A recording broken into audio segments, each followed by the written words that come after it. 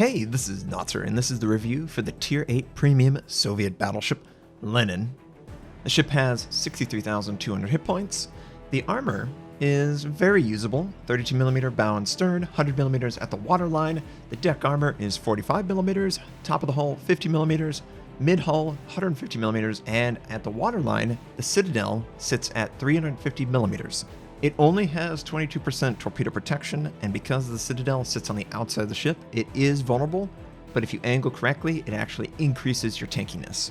It has 9 406mm guns on 3 gun turrets. They are all forward-facing, so like the Nelson, it works very well in a bow position, and that number 2 gun actually can rotate 360 degrees. So it's just a little bit more of a step up in playability if you're someone who's been drawn to the Nelson and the Easy Mo over the years they've been in the game. This is the next best thing. This is another forward-facing battleship that has a really fun gameplay mechanic that is pretty unique, honestly. You don't get to have all 3 gun turrets forward-facing like this. And on top of the guns being so interesting in the forward position, they've got pretty good accuracy, especially at close range. The range of the guns really appreciates getting close. They are Soviet battleships, of course, and unlike the Slava, this does not benefit from long-range gunnery the same way. This is much more in line with the Soviet battleship line as a whole. Moving closer will improve your gun accuracy, but if you stay near your maximum gun range, you basically have the same accuracy as a German battleship. Now, the guns are cool, and the positioning is fantastic and fun. How is the AA defense? And this is a real conversation. I would have loved to have included it into the slides for the video. I will get to that. It's just they have a completely different way of communicating information, and honestly, the AA probably is going to change. Let's be real. There might be something that changes just globally for AA. So I can't even be confident in the stats, but this is an interesting ship. The Soviet battleships generally have effective AA protection at long to medium range, but it becomes incredibly vulnerable to short range. It doesn't have any AA protection at 1 kilometer and below, which basically means every single squadron that attacks, when the attack squadron is retreating, you won't do any damage to them. So you better kill them before they get inside 1 kilometer, because you're not doing a single point of damage towards it, outside of maybe a fighter. And obviously teammates around you can help. The maneuverability for the ship, 28.5 knots is the top speed, which is very usable. That's great for Tier A, no issue at all. Obviously, since the guns are forward facing, and you can bow tank, the gameplay is very friendly. User-friendly, absolutely. It's a good trainer.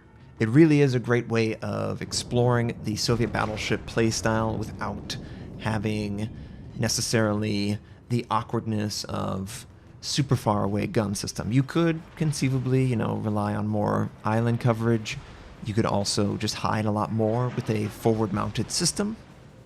It has downsides, of course, and, that number 3 gun turret, it does have to contest with the number 2 gun and the number 1 gun being in way, but the turret traverse is so quick, you almost don't even notice if there's a hiccup in the way the guns are positioned. I feel very confident almost every single time that I can place the shells where they need to be and do consistent damage. And what more can you ask for from a battleship? The Citadel is relatively low, 350 millimeters, and obviously over-angling, you will be punished. You are probably over-angling if you're getting the number 3 gun turret involved. But because of the nature of the turret traverse, you can dip in and out very quickly and effectively have all 3 guns able to be used, but still have the best armor when it matters. And, that's a great feeling. It's a feeling that high-tier Soviet battleships have, and until the full line is released, most players haven't experienced, but you'll absolutely get that fast turret traverse and very workable armor that is really awesome, really enjoyable. The concealment of the ship, 16, it's okay. You know, it's not the best, it's not the worst. Its range is very limited working with that, and you really feel the lack of range. There are times when I'm playing the game, I can't even get in range to engage in the first couple minutes, and that's just something that the Soviet battleship as a whole will have to deal with. Again, there's no way of increasing that. There's not a module or a scout aircraft that can be equipped to this. This is how the ship is going to be played. And one of the best positions that you can be in is a tanky position. You can absolutely just find a position in an objective or in an area that the enemy has to come, and you can hold out. You can hold out incredibly effectively. And here's an example of the long-range shell. It's near my max range. We were still able to have the trajectory land effectively.